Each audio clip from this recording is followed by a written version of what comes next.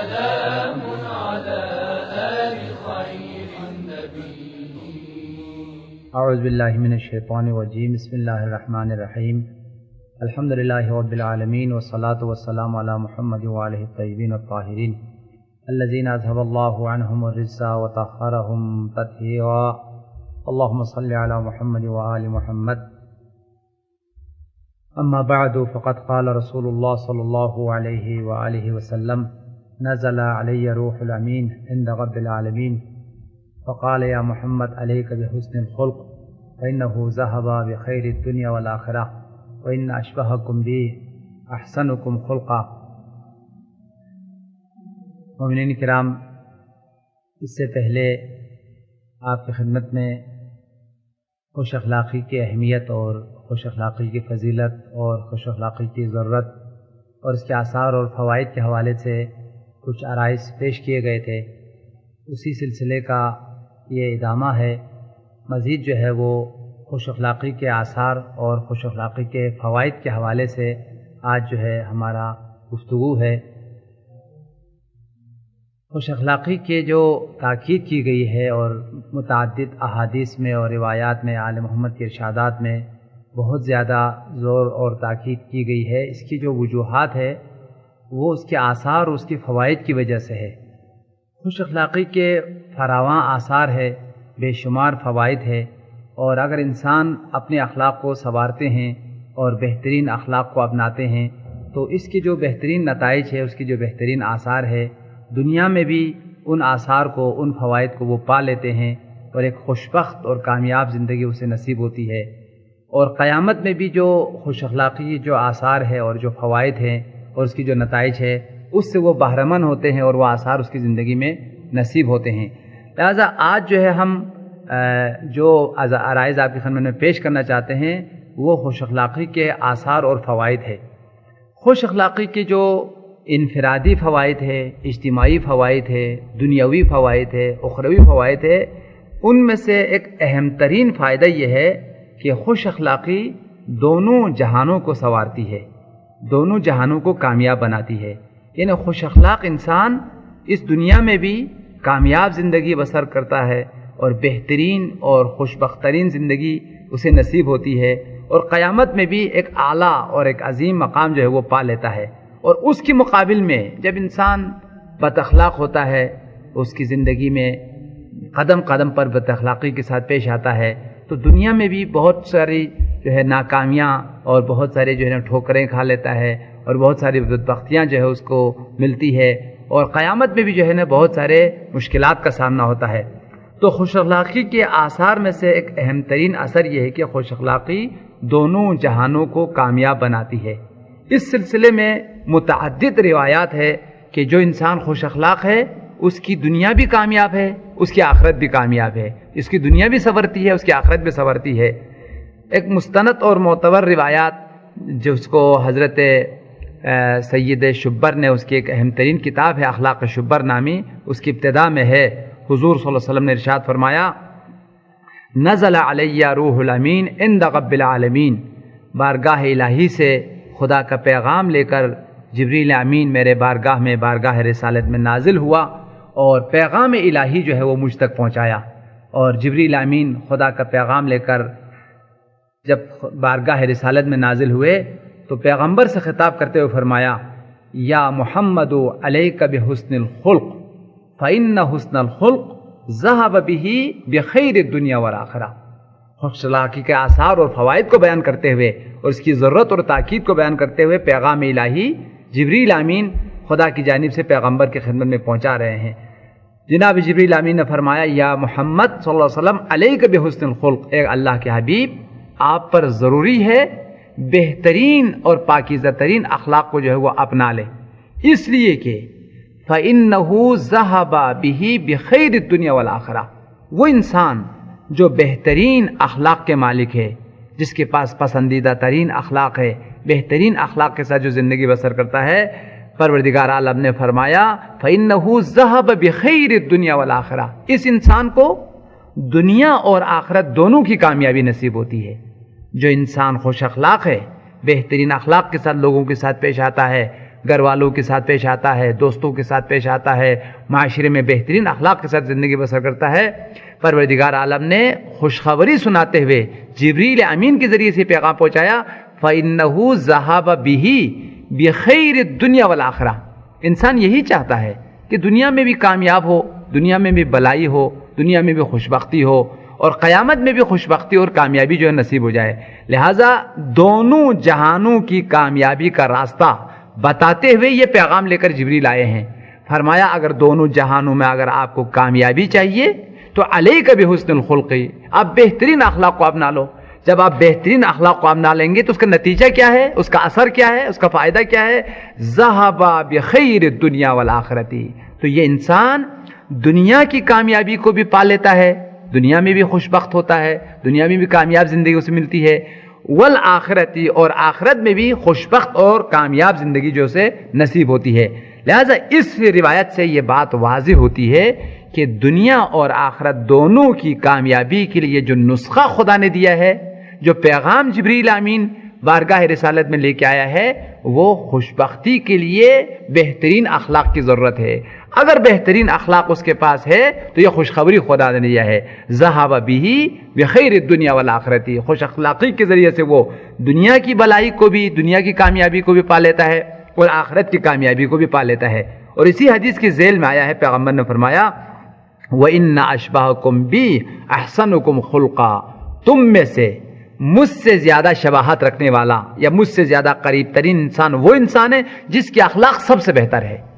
یعنی امت نبی میں جس انسان کے اخلاق سب سے بہتر ہو وہ سب سے نزدیک ترین فرد ہے پیغمبر کے ساتھ۔ سب سے زیادہ شبیہ ترین انسان تم میں سے میرے نزدیک وہ انسان ہے جو سب سے با اخلاق انسان ہے۔ جو سب سے با اخلاق انسان ہے وہ پیغمبر سے زیادہ شباہت رکھتا ہے اور پیغمبر سے زیادہ قریب ترین انسان ہے۔ لہذا خوش اخلاقی کے آثار میں سے پہلا اثر یہ ہے کہ خوش اخلاقی دنیا اور آخرت دونوں کو کامیاب بناتی ہے اور دنیاوی اور اخروی دونوں زندگیوں کو سنوارتی ہے۔ اور دوسری جو خوشبختی کے آثار ہے جو روایات میں بیان کیا گیا ہے، خوش اخلاقی انسان کی زندگی کو پاکیزہ بناتی ہے، خوش اخلاقی انسان کی زندگی کو خوشحال کرتی ہے۔ یعنی زندگی کے اندر جو انسان کو خوشیاں ملتی ہے، انسان کو جو پاکیزگیاں ملتی ہے، انسان کو زندگی میں جو مسرتیں نصیب ہوتی ہے وہ خوش اخلاقی کے ذریعے سے نصیب ہوتی ہے۔ جتنا انسان زندگی میں خوش اخلاق ہوتا ہے اتنا ہی جو اس کو خوشیاں ملتی ہے، اس کی زندگی میں پاکیزگی جو ہے وہ آتی ہے، اس کی زندگی کے اندر جو ہے نا بہت ساری مسرتیں جو ہے نا وہ آتی ہے۔ چنانچہ مولا کائنات حضرت امیر المومنین کا فرمان ہے بحسن الخلق یطیب العیش، بہترین اخلاق کے ذریعے سے زندگی پاکیزہ ہوتی ہے، زندگی میں نکھار آتی ہے، زندگی میں جو ہے وہ خوشیاں آتی ہے۔ کون انسان نہیں چاہتا کہ ہماری زندگی خوشیوں میں گزرے، ہماری زندگی میں پاکیزگی ہو، ہماری زندگی میں جو ہے نا وہ مسرتیں ہو۔ مولا کائنات نے زندگی کو پاکیزہ، زندگی کو خوشحال کرنے کا طریقہ ہمیں بتایا ہے۔ اگر تم چاہتے ہو کہ تمہاری زندگی پاکیزہ گزرے، اگر تم چاہتے ہو کہ تمہاری زندگی خوشحال گزرے تو تم بہترین اخلاق کو اپنا لو، بہترین اخلاق کے ساتھ ملو، بہترین ادب کے ساتھ لوگوں سے گفتگو کرو، بہترین طریقے کے ساتھ لوگوں کے ساتھ پیش آؤ۔ لہذا مولا کا فرمان ہے بحسن الخلق یطیب العیش، بہترین اخلاق کے ذریعے سے انسان کی زندگی پاکیزہ ہوتی ہے اور خوشحال زندگی جو انسان کو ملتی ہے۔ لہذا دوسرا اثر جو خوش اخلاقی کا ہے، انسان کی زندگی کو پاکیزہ بناتی ہے خوش اخلاقی، اور انسان کی زندگی میں خوشحالیاں جو ہے انسان کو دیتی ہے۔ ایک اور روایت میں آیا ہے، یہ بھی مولا کائنات کا فرمان ہے لا عیش اہنو من حسن الخلق، حسن خلق سے بڑھ کر لذیذ زندگی نہیں ہے۔ شیرین ترین زندگی، لذیذ ترین زندگی اس انسان کو ملتی ہے جس کی زندگی میں خوش اخلاقی ہے۔ یعنی خوش اخلاقی انسان کی زندگی کو شیرین بناتی ہے، انسان کی زندگی کو لذیذ بناتی ہے۔ اس کے مقابل میں اگر خدا ناخواستہ بد اخلاق انسان ہے تو زندگی میں تلخیاں ہیں، زندگی میں سختیاں ہیں، زندگی میں دشواریاں ہیں۔ لہذا بد اخلاقی زندگی کو تلخ کرتی ہے، زندگی کو دشوار بناتی ہے، اور خوش اخلاقی انسان کی زندگی کو شیرین بناتی ہے، انسان کی زندگی کو لذیذ بناتی ہے۔ اس لیے مولا کائنات نے فرمایا لا عیش اہن من حسن الخلق، کوئی ایسی زندگی نہیں ہے جو شیرین ہو حسن خلق سے بڑھ کر۔ جس کی زندگی میں خوش اخلاق ہے، بہترین اخلاق ہے، اس کی زندگی سب سے زیادہ شیرین ہے۔ اور تیسرا اثر جو خوش اخلاقی کی روایات میں اور آل محمد کے کلام اور ارشادات میں بیان کیے گئے ہیں، انسان کی زندگی کو جنت بناتی ہے، انسان کی زندگی کو آباد کرتی ہے۔ بد اخلاقی انسان کی زندگی کو جہنم بنا دیتی ہے، انسان کی زندگی کو سختیوں میں، مشکلات میں ڈال دیتی ہے۔ اور خوش اخلاقی انسان کی زندگی کو جنت بناتی ہے اور انسان کی گھر کو جنت بناتی ہے۔ واقعاً وہ انسان جو بہترین اخلاق کے مالک ہو، اس کا گھر جنت ہے، اس کی زندگی جنت ہے، وہ جہاں جہاں رہ رہے ہیں اس ماحول کو جو ہے وہ جنت بنا لیتے ہیں۔ اس کے مقابل میں اگر خدا نخواستہ وہ انسان بد اخلاقیوں سے، غصوں سے اور بہت سارے اخلاقی خامیوں سے، اگر انسان وہ اخلاقی خامیوں کا اگر مجموعہ جہاں جہاں وہ بیٹھتا ہے، اس ماحول کو، اس جگہ کو، اس گھر کو جہنم بنا لیتا ہے۔ لہٰذا حضور صلی اللہ علیہ وسلم کا فرمان ہے کہ اگر انسان خوش اخلاق ہو تو یہ خوش اخلاقی اس کی گھر کو، اس کی زندگی کو جنت بناتی ہے۔ ایک روایت میں آیا ہے، اس روایت کو چہل حدیث رسولی محلاتی میں باب اخلاق میں نقل کیا ہے۔ حضور صلی اللہ علیہ وسلم نے فرمایا، قال رسول اللہ اذا اراد اللہ باہل بیت خیرا رزقہ اللہ الرفق وحسن الخلق۔ پیغمبر نے فرمایا، جب اللہ تعالیٰ کسی گھرانے پر، جب کسی فیملی پر، جب کسی خانوادے پر اپنا لطف کرنا چاہتا ہے، اپنی خصوصی عنایت کرنا چاہتا ہے، تو ان کی دلوں میں محبت بٹھا دیتا ہے اور ان کی دلوں میں پیار کا جذبہ بٹھا دیتا ہے، اور وہ ایک دوسرے کی پھر عزت کرتے ہیں، ایک دوسرے کا احترام کرتے ہیں، ایک دوسرے کا خیال رکھتے ہیں، اور ایک دوسرے کو انتہائی مؤدبانہ الفاظ کے ساتھ جو ہے نا وہ پکارتے ہیں، اور ایک دوسرے کے ساتھ جو ہے نا وہ اخلاق کے ساتھ جو ہے نا وہ پیش آتے ہیں۔ اذا اراد اللہ باہل بیت خیرا رزقہ اللہ الرفق۔ جب اللہ تعالیٰ کسی بھی گھرانے پر، کسی بھی فیملی والے پر، کسی بھی خانوادے پر لطف کرتا ہے، عنایت کر لیتا ہے، تو ان کو اخلاق عطا کرتا ہے۔ یعنی بہترین نعمت جو خدا کی طرف سے ملتی ہے، بہترین لطف جو خدا کی طرف سے مومن کو نصیب ہوا ہے، وہ بہترین اخلاق ہے۔ لہذا پیغمبر نے فرمایا، جب کسی گھرانے پر خدا کا لطف ہوتا ہے، خدا کا عنایت ہوتا ہے، تو اس گھرانے کو با اخلاق بنا دیتا ہے۔ پھر بیوی شوہر کی عزت کرتی ہے، بچے ماں باپ کی عزت کرتے ہیں،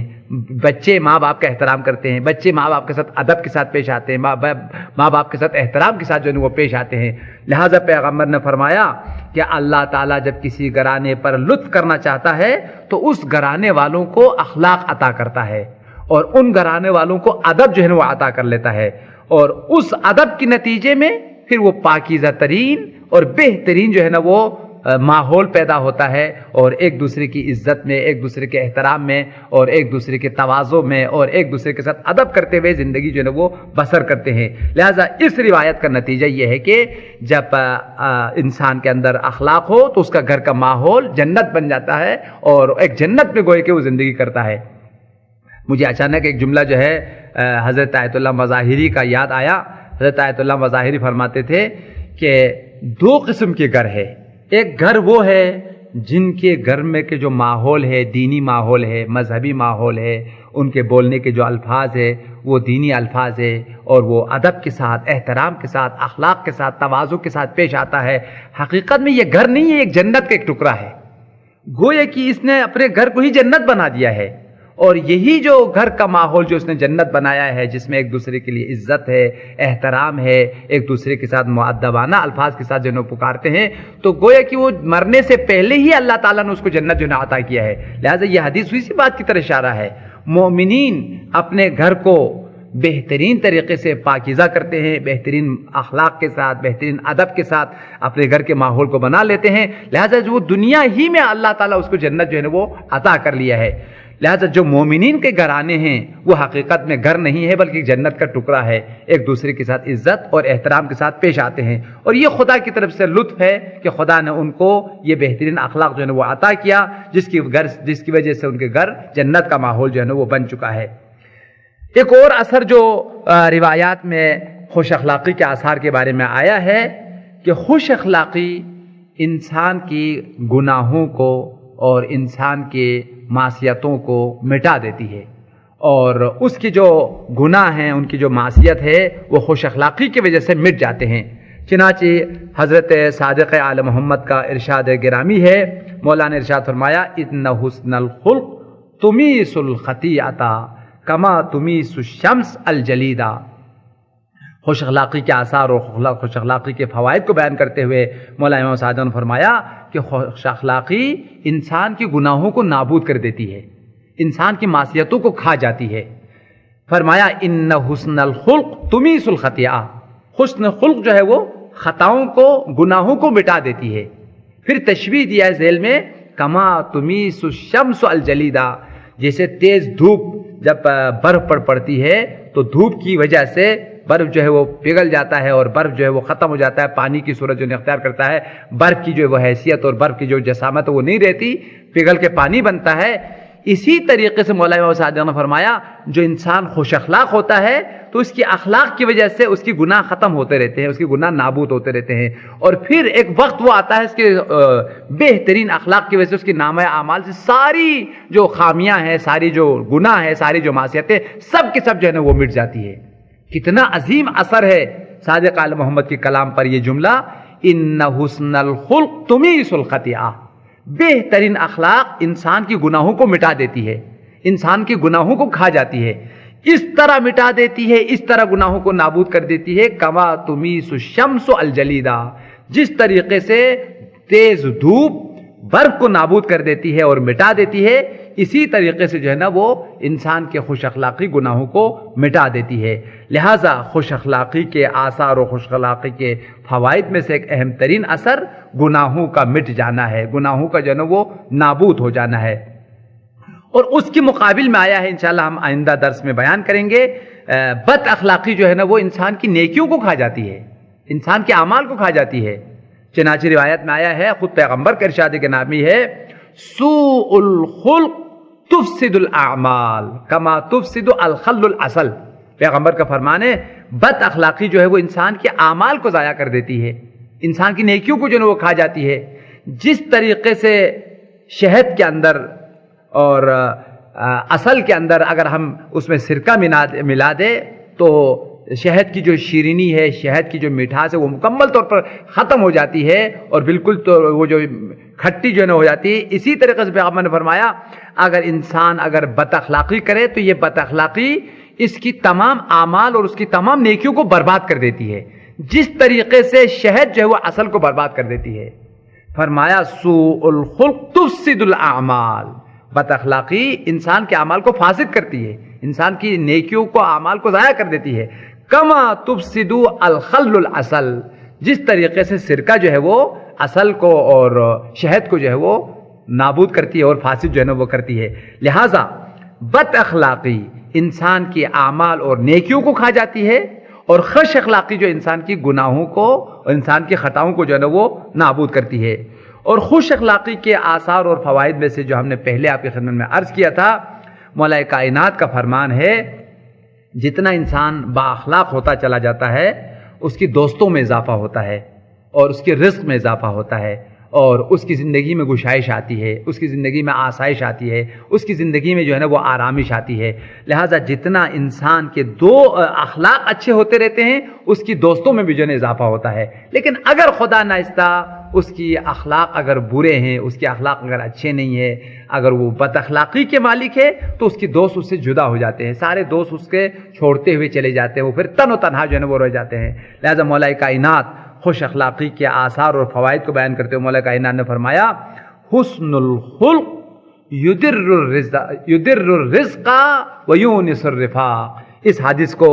چہل حدیث رسولی محلاتی میں نقل کیا گیا ہے اور بہار الانوار میں بھی یہ روایت ہے۔ مولا کائنات نے فرمایا حسن الخلق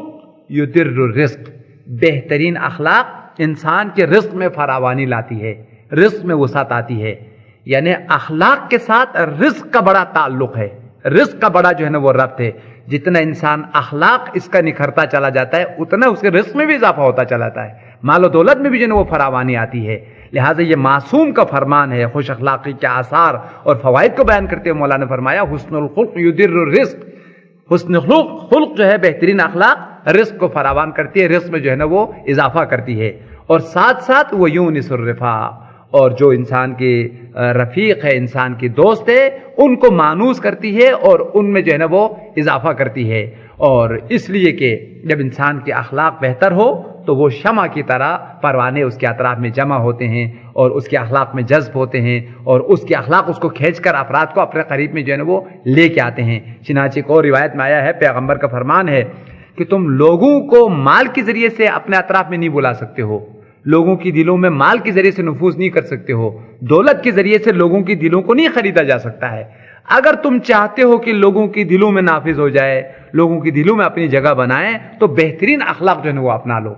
بہترین اخلاق رکھنے والا لوگوں کی دلوں میں اپنی جگہ جو ہے نا وہ بنا لیتا ہے، اور لوگوں کی دلوں میں نفوذ پیدا کرنے کا، لوگوں کی دلوں میں جگہ بنانے کا جو طریقہ ہے وہ بہترین اخلاق ہے، بہترین کردار ہے، بہترین گفتار ہے۔ اس لیے سرور کائنات کا فرمان ہے،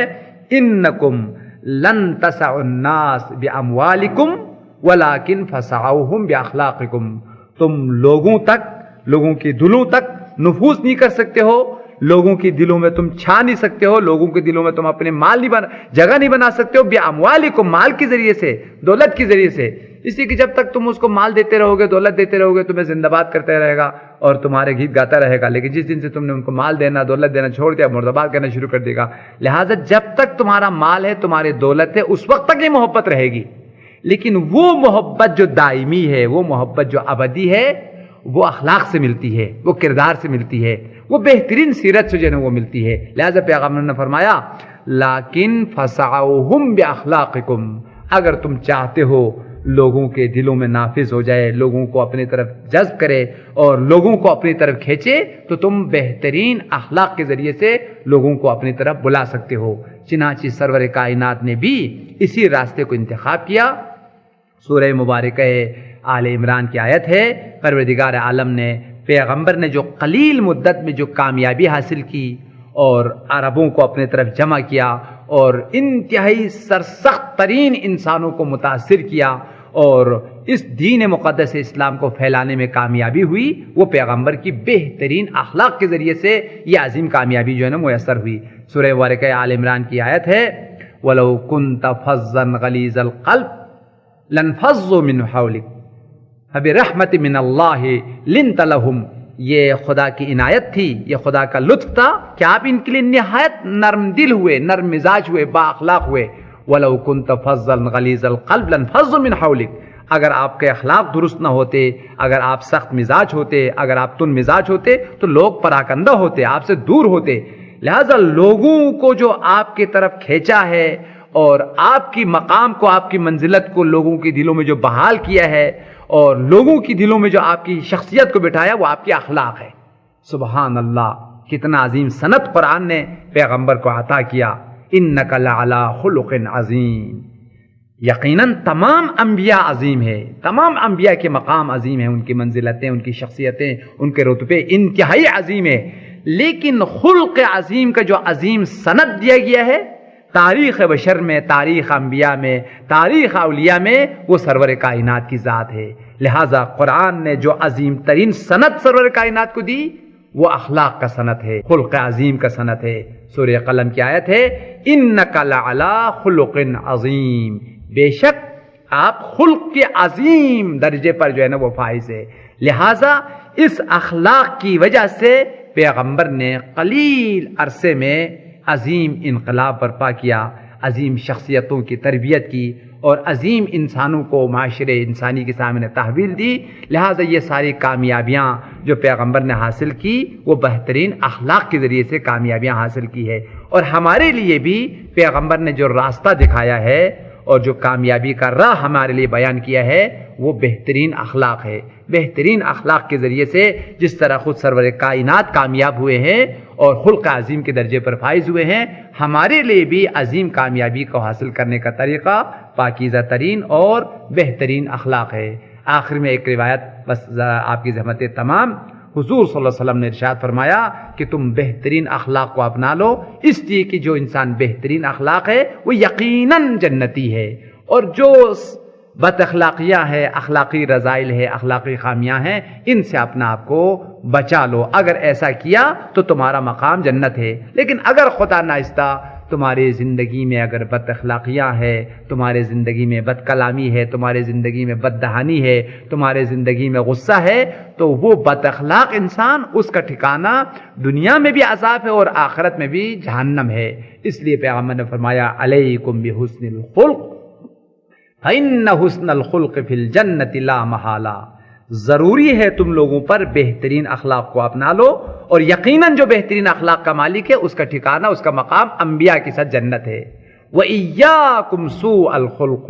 خبردار خبردار بد اخلاقی سے اپنا آپ کو بچانا ہے، اس لیے کہ فإن سوء الخلق فی النار لا محالہ، جو بد اخلاق انسان ہے اس کا ٹھکانہ جہنم ہے۔ لہٰذا خوش اخلاقی کے آثار، خوش اخلاقی انسان کو جنتی بناتی ہے، خوش اخلاقی انسان کو انبیاء اور اولیاء کے ساتھ محشور کرتی ہے، اور بد اخلاقی جو ہے انسان کی جو زندگی ہے اس کو بھی جہنم بناتی ہے، اور آخرت میں بھی انسان کو جہنم تک جو ہے نا وہ پہنچاتی ہے۔ امیدوار ہے کہ پیغمبر کے ارشادات پر، آل محمد کی فرمائشات اور ان کی تعلیمات پر عمل کرتے ہوئے